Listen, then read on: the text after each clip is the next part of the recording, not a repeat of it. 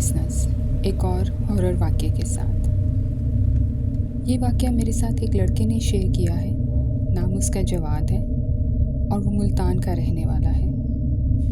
उसका कहना ये है कि वो चार्टर्ड अकाउंटेंसी पढ़ना चाहता था। मुल्तान में कोई ऐसा उसको अच्छा कॉलेज या इंस्टीट्यूट नहीं मिला और उसको सबसे करीब लाहौर लगा, इसलिए वो लाहौर शिफ्ट हो गया। लाहौर में वो बरकत मार्केट में एक बॉयज़ हॉस्टल है जहाँ पे वो शिफ्ट हुआ। मैं आपको उसकी एग्जैक्ट लोकेशन तो नहीं बताऊंगी, लेकिन थोड़े से वेयर अबाउट्स उसके बता देती हूँ। उस हॉस्टल के नीचे एक रेस्टोरेंट है, यानी कि ग्राउंड फ्लोर पे, और फर्स्ट और सेकंड फ्लोर के ऊपर वो हॉस्टल है, एक बैंक के पास। उस लड़के का कहना ये है, उस हॉस्टल के फर्स्ट फ्लोर के ऊपर 12 कमरे थे। सीढ़ियाँ चढ़ के जब आप ऊपर आते थे तो सेंटर में एक बहुत बड़ा हॉल था। 6 कमरे एक साइड पे थे और 6 कमरे एक साइड पे थे। और इसी तरीके से जब आप सेकंड फ्लोर पे जाते थे तो वहाँ पे भी एक बहुत बड़ा हॉल था। एक साइड पे टेरेस था और एक साइड के ऊपर 6 कमरे थे। जवाद का कहना ये है कि उसको फर्स्ट फ्लोर के ऊपर रूम नंबर 2A रहने के लिए मिला। अब वो कमरों की लोकेशन और उसके बारे में थोड़ा सा बताता है। फर्स्ट फ्लोर पे मौजूद 12 कमरे, इनमें से 9 कमरे तो बिल्कुल एक जैसे थे और बाकी 3 कमरे जो कि एक साथ थे थोड़े अजीब से थे। इत्तेफाक से इसको उन्हीं 3 कमरों में से एक कमरा मिलता है। हर कमरे के अंदर 4 लड़कों के रहने की जगह थी। इसको जो रूम मिलता है यानी 2A, उसके अंदर जगह तो 4 लड़कों की है, लेकिन ये है और एक और रूममेट है। जवाद का कहना ये है कि हॉस्टल और हॉस्टल के लड़के बहुत अच्छे थे। हम लोगों की आपस में बहुत अच्छी दोस्ती हो गई थी। सभी तकरीबन सेम एज के थे, इकट्ठे बैठते थे, इकट्ठा खाना भी मंगवा लेते थे और आपस में हंसी मजाक भी करते थे। लेकिन आहिस्ता आहिस्ता जवाद को क्लियर होना शुरू हुआ कि यहाँ पे कुछ मसला है। जिस लाइन में उसका कमरा था उसी लाइन के बाकी 5 कमरे फुल थे, यानी हर कमरे के अंदर 4-4 स्टूडेंट्स मौजूद थे। जवाद का कहना यह है कि शुरुआत इस तरीके से हुई कि बाकी 5 बेडरूम्स के अंदर कारपेट बिछे हुए थे और जो कमरा हमें मिला वहाँ पे टाइल फ्लोर था, कोई कारपेट मौजूद नहीं था। जब मैं सुबह को उठता तो मुझे फर्श पे हमेशा बाल गिरे हुए महसूस होते। जवाद के बाल थोड़े लंबे थे तो इसको ख्याल आया कि शायद कंघी करते हुए या हवा की वजह से उसके बाल टूट के गिर जाते हों। जो उसका दूसरा रूममेट था उसके भी बाल लंबे थे, तो इसलिए उसने शुरू में तो इस बात को इग्नोर किया। लेकिन एक दिन जब सुबह सो के उठता है तो उसको फर्श पे काफ़ी ज़्यादा बाल महसूस होते हैं। अपने रूममेट से इसका जिक्र करता है तो वो भी यही कहता है कि मैं भी 2-3 दिन से महसूस कर रहा हूँ कि हमारे रूम में ये बाल क्यों गिरे होते हैं। हॉस्टल के वार्डन के पास जाते हैं, उसे कंप्लेन करते हैं। वो कहता है मैं अभी सफाई करवा देता हूँ।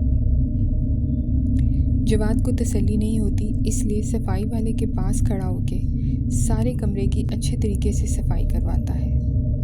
बिस्तर अच्छी तरह झाड़ते हैं, नई बेडशीट बिछाते हैं, खिड़कियों के पर्दे अच्छी तरह साफ़ करते हैं, कमरे में मौजूद सोफ़े को अच्छी तरह साफ़ करते हैं और फर्श की भी अच्छी तरीके से सफाई करते हैं। जब अच्छी तरीके से तसल्ली हो जाती है तो उस लड़के को, सफाई वाले लड़के को भिजवा देते हैं। लेकिन ये क्या कि जब अगले दिन फिर सो के उठते हैं तो कमरे के फर्श पे जगह जगह थोड़े थोड़े बाल मौजूद हैं। उसका रूममेट कहता है कि शायद पंखे पे से गिरे हों, क्योंकि पंखा हमने साफ़ नहीं करवाया था। लेकिन हैरत की बात यह है कि पंखे पर बाल गए कैसे। खैर, सफाई वाले को बुलवाते हैं, दोबारा फिर से सफाई करवाते हैं। जवाद का कहना यह है कि अब आगाज़ हो गया था अजीबोगरीब वाक़यात का।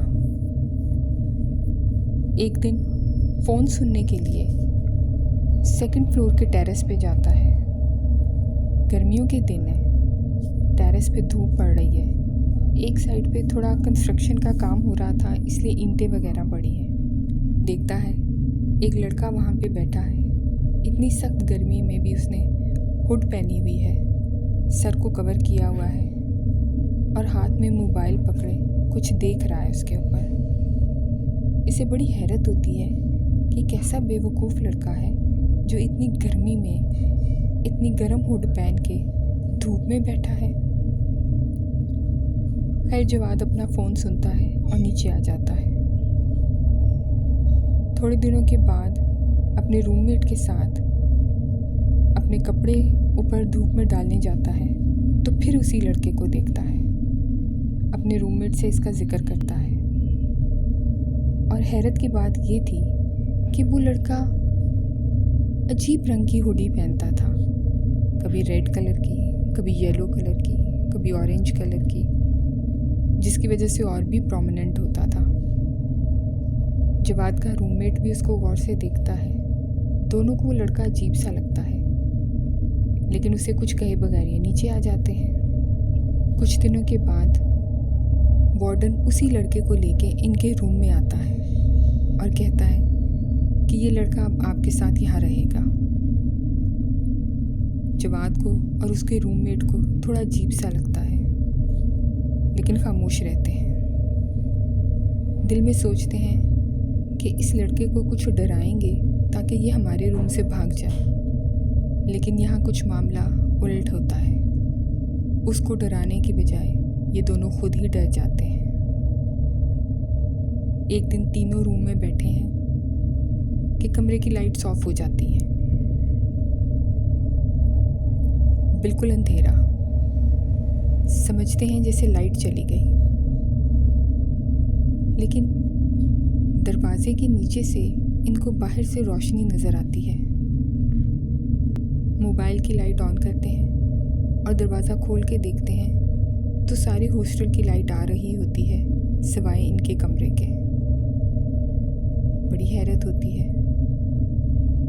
वार्डन के पास जाते हैं, उसे कंप्लेन करते हैं। वो इलेक्ट्रिशियन को लेकर आता है। आके कमरे में चेक करते हैं तो स्विच बोर्ड के अंदर से किसी ने तारें काटी होती हैं। ये एक बहुत ही गैर मामूली बात थी, जिसकी वजह से ना सिर्फ ये बल्कि साथ वाले रूम के लड़के भी परेशान होते हैं। ये बात पूरे हॉस्टल में फैल जाती है। काफ़ी घबरा जाते हैं। बाकी लड़के इनको समझाते हैं, थोड़ी तसल्ली देते हैं और अपने अपने कमरों में चले जाते हैं। जवाद का कहना यह है कि उस रात हम बहुत डर गए थे। मैं और मेरा दोस्त, हम उस लड़के से डर रहे थे। बड़ी मुश्किल से नींद आते आते आती है।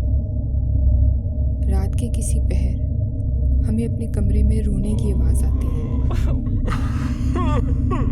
जवाद कहता है, मैं फ़ौरन उठता हूँ, अपने मोबाइल की लाइट ऑन करता हूँ और देखता हूँ वो लड़का फर्श पे बैठा एक कोने में रो रहा होता है। मैं अपने दोस्त को उठाता हूँ और हम दोनों मिलके उसके पास जाके खड़े होते हैं और उसे पूछते हैं कि तुम क्यों रो रहे हो, जिस पे वो कुछ भी नहीं जवाब देता और मुसलसल रोता रहता है।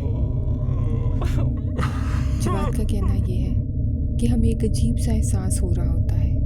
हिम्मत ही नहीं पड़ रही होती कि उसको हाथ लगा के हिलाएं।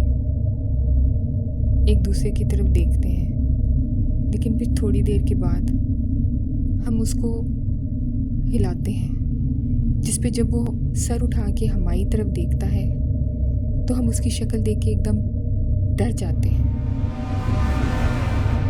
उसकी आंखें बिल्कुल लाल थीं, ऐसे जैसे खून भरा हो। हमारे मुंह से चीख निकलते निकलते रह जाती है। फ़ौरन कमरे की लाइट ऑन करते हैं उससे पूछते हैं कि क्या हुआ है तुम्हें। वो कुछ भी नहीं बताता, अपनी जगह से उठता है और जाके सीधा अपने बिस्तर पे लेट जाता है। उसकी ये हरकत बहुत ही गैर मामूली थी, जो हमें काफ़ी डरा देती है।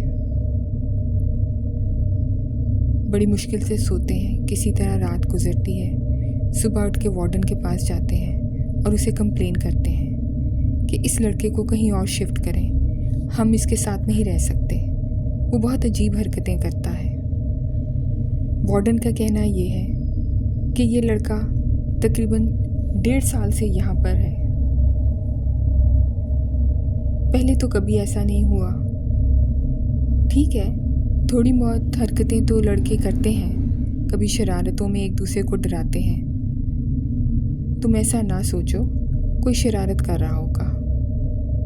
वो हमें समझाता है और हम वापस अपने रूम में आ जाते हैं। हमारे साथ वाले रूम के चारों लड़के, उनको भी यहाँ काफ़ी अरसा हो गया था। जब हम उनसे इस बात का जिक्र करते हैं तो वो भी इस चीज़ की तायद करते हैं। उनका कहना ये था कि ये लड़का कभी कभी अजीब हरकतें करता है, और उनसे पहले के लड़कों का कहना ये है कि ये शायद पोजेस्ड है। ये सुनना था कि हम तो और डर जाते हैं, लेकिन मजबूरी है, उसको कमरे से बाहर नहीं निकाल सकते। इसलिए दोनों आपस में ये फैसला करते हैं कि रात को कमरे की लाइट ऑन करके सोया करेंगे। ऐसा ही होता है, रात को जब सोने लगते हैं वो लड़का कमरे की लाइट बुझा देता है, तो हम बहाना लगा के फिर से कमरे की लाइट ऑन कर देते हैं। हम अपने अपने बेड पे बैठे हैं कि वॉशरूम में खुद ब खुद फ्लश चलने की आवाज़ आती है। फ्लश चलने की आवाज़ से हम दोनों डर जाते हैं। दोनों उठते हैं घबराते हुए, वॉशरूम की लाइट ऑन करते हैं, वॉशरूम में जाते हैं। वॉशरूम में तो कोई भी नहीं होता। लाइट ऑफ करके जैसे ही वॉशरूम का डोर बंद करते हैं, वॉशरूम में से पानी गिरने की आवाज़ आती है। वापस वॉशरूम का डोर खोलते हैं तो ना सिर्फ सिंक की बल्कि शावर की भी सारे नलके खुले हैं और पानी गिरना शुरू हो जाता है। हम दोनों घबरा जाते हैं कि ये क्या माजरा है। डरते डरते टैप्स को हाथ लगा के सारे टैप बंद करते हैं। वापस अपने बिस्तर पे आते हैं और उस लड़के की तरफ देखते हैं जो कि गहरी नींद सो रहा होता है। एक दूसरे की तरफ देख के एक दूसरे को तसल्ली देते हैं और हम भी बेड पे लेट जाते हैं। जवाद का कहना ये है कि अब ये मामूल था, रात के किसी भी पहर हमें वॉशरूम में से फ्लश चलने की आवाज़ आती और थोड़ी देर के बाद पानी गिरने की आवाज़ आती, जैसे कि वॉशरूम के सारे टैप किसी ने खोल दिए हैं।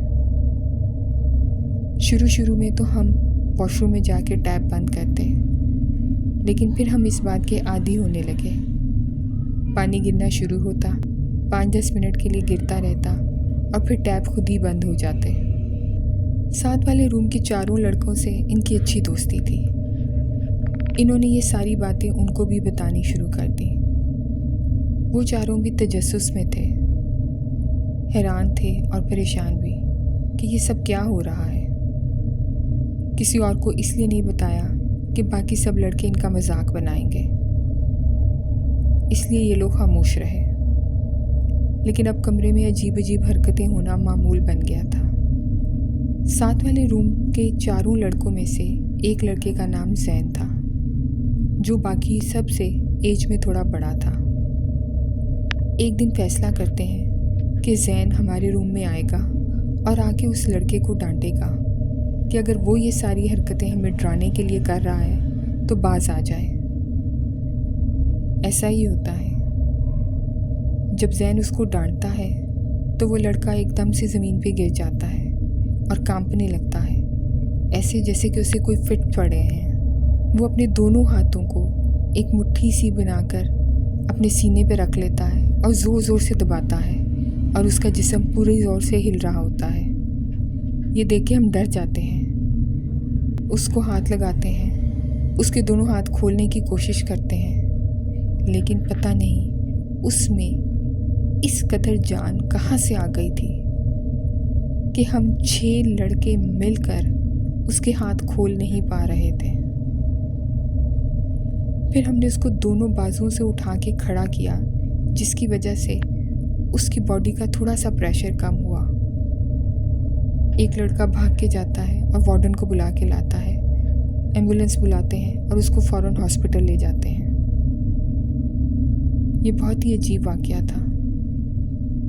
सारे हॉस्टल को पता चलता है कि उस लड़के को कुछ हुआ है। हॉस्पिटल वाले एनेस्थीसिया देते हैं और उसका इलाज करते हैं। 2 दिन हॉस्पिटल रहता है और उसके बाद वो वापस हॉस्टल आ गया है। हम लोग उसे कम कम बुलाते हैं, उसे ज़्यादा बात नहीं करते।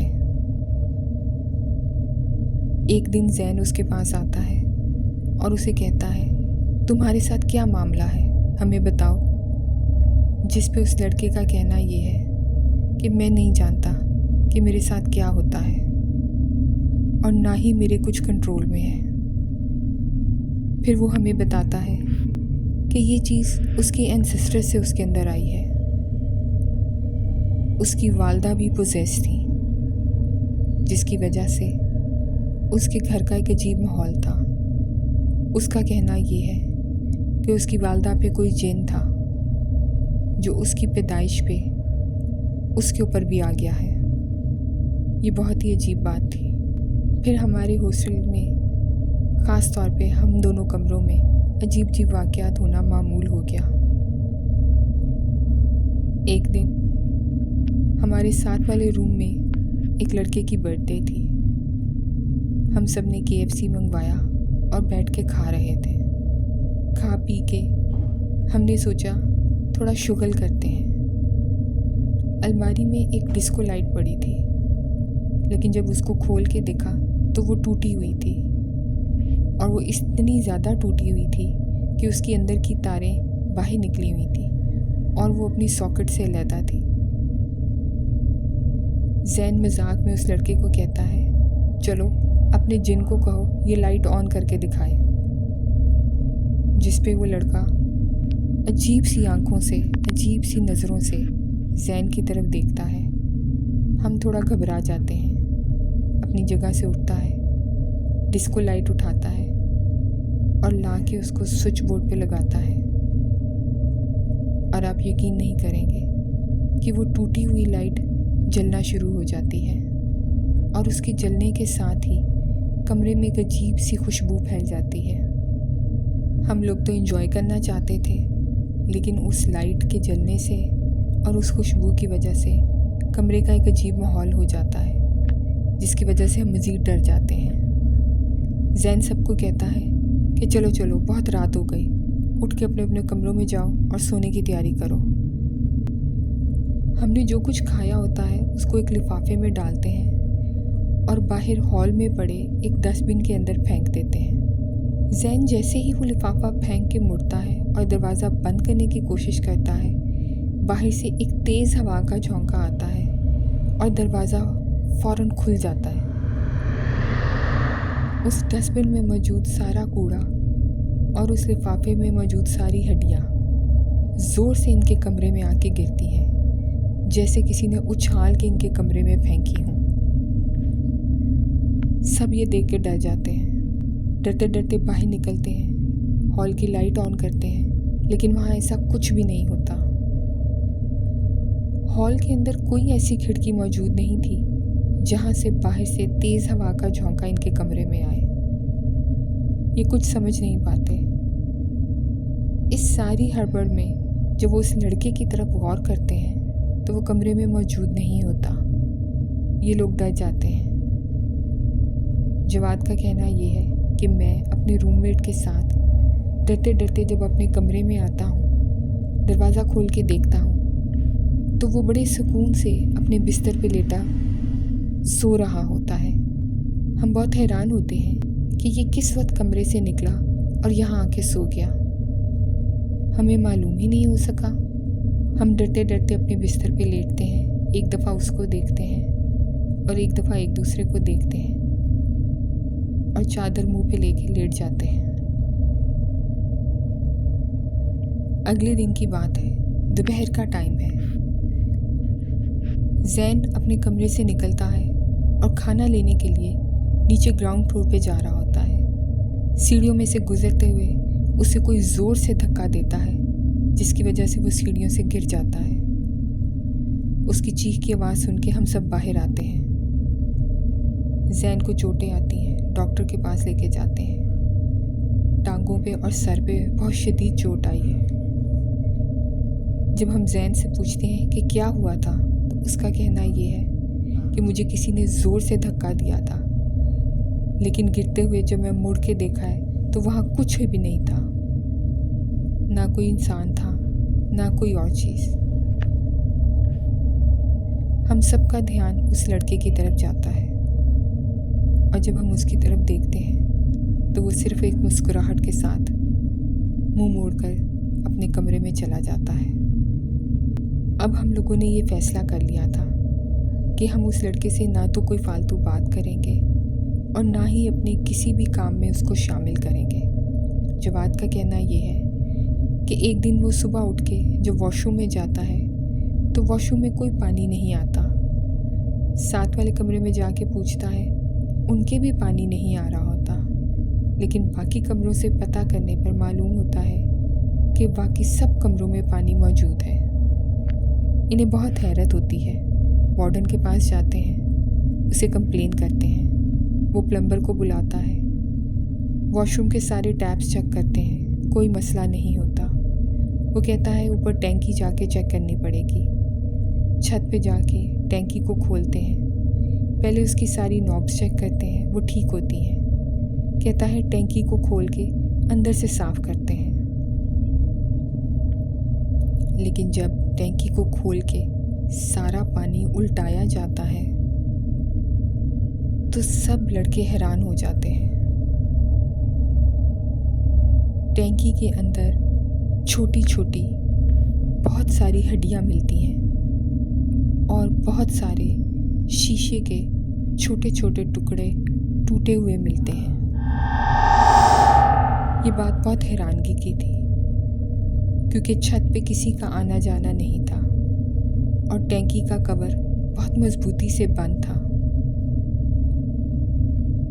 ये बात सबको परेशान कर देती है।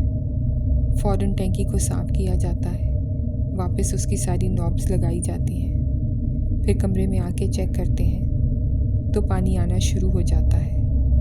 प्लम्बर का कहना ये है कि टैंकी की गंदगी की वजह से शायद पानी ब्लॉक हो गया था, लेकिन सवाल ये है कि सिर्फ इन्हीं 2 कमरों का ब्लॉक क्यों हुआ।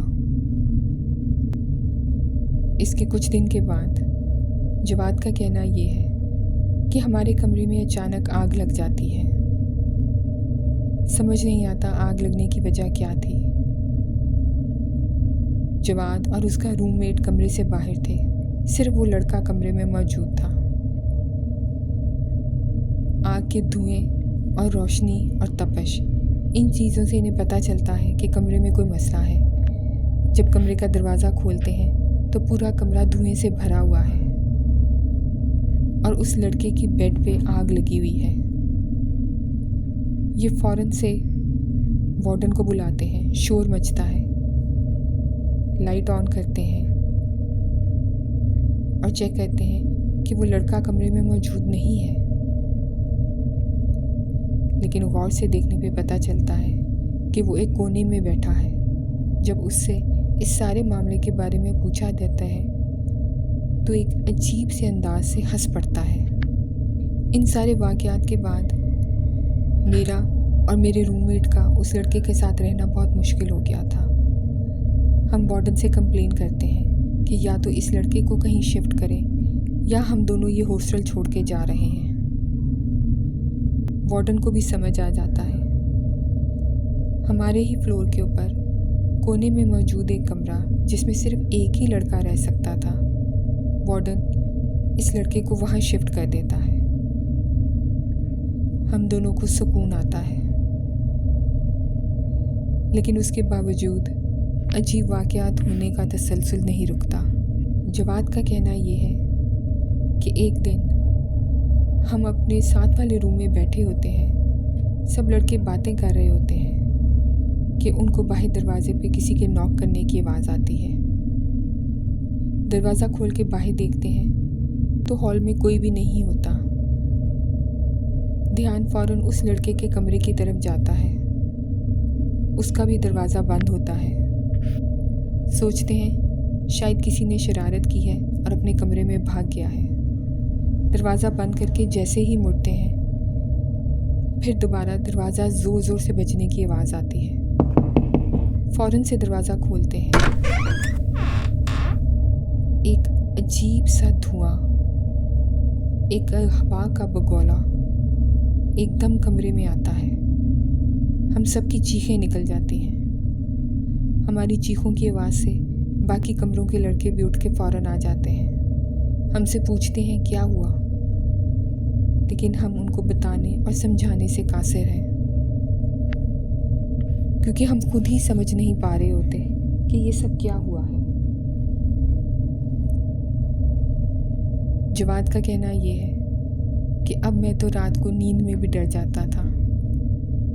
एक दिन सोए सोए मुझे ख्वाब में ऐसा महसूस हुआ जैसे मेरे किसी अजीज़ की फौतगी हो गई है और मैं वहाँ पे बैठा ज़ोर ज़ोर से रो रहा हूँ। थोड़ी देर बाद जब आंखें खोलता हूँ तो मेरा सारा चेहरा आंसुओं से भरा होता है और मेरे हाथों पे किसी की उंगलियों के निशान होते हैं, जैसे किसी ने मुझे ज़ोर से दबाया हो। समझ नहीं पाता कि ये सब क्या है। फिर एक दिन रात को सोए सोए नींद में उठता हूँ और चल के वॉशरूम में जाता हूँ और सारे टैप खोल देता हूँ और फिर बाहर निकल के खड़ा हो जाता हूँ। टैप खोलने की आवाज़ की वजह से मेरा रूममेट उठ जाता है और जब वो मुझे ये सब कुछ करते देखता है तो वो भी डर जाता है। मेरे सीधे खड़े होने की वजह से वो मुझे बुलाता है, लेकिन मैं उसकी किसी बात का कोई जवाब नहीं देता। वो कमरे की लाइट ऑन करके मेरे मुंह के ऊपर पानी गिराता है तो मुझे होश आता है, लेकिन मैं समझ नहीं पाता क्योंकि मेरे साथ ऐसा कभी नहीं हुआ। जवाद का कहना ये है इन अजीबोगरीब वाक़यात का मामूल बन चुका था और हमें ऐसे लगता था इन सब वाक़यात की वजह सिर्फ वो लड़का है।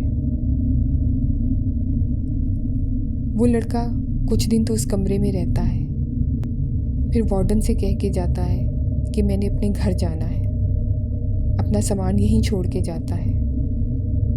कह के तो 2 दिन का जाता है, लेकिन 2 हफ्ते गुजर जाते हैं और वो वापस नहीं आता।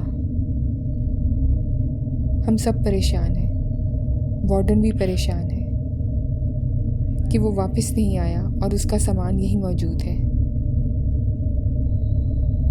मज़ीद हैरानगी की बात यह है कि जब उसके घर फ़ोन करते हैं उसकी खैरियत दरियाफ्त करने के लिए तो मालूम होता है कि वो तो घर आया ही नहीं।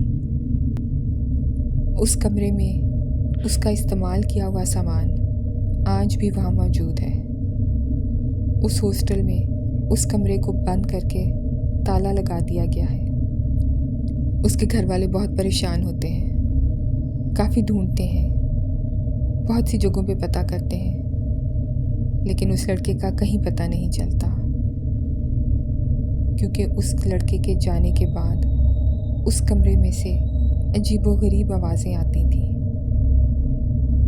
उस कमरे के दरवाजे के नीचे से अक्सर लोगों ने धुआं निकलते देखा। जब अंदर जाके चेक किया तो वहाँ कुछ भी नहीं था। उस कमरे में से हंसने की, बोलने की आवाज़ें अक्सर आती, लेकिन जब अंदर चेक करते तो कुछ भी ना होता। आज भी वो हॉस्टल मौजूद है, वो कमरा मौजूद है और उस कमरे पे वही ताला लगा हुआ है और सबका कहना यही है कि इस कमरे में से वही आवाज़ें आज भी आती हैं।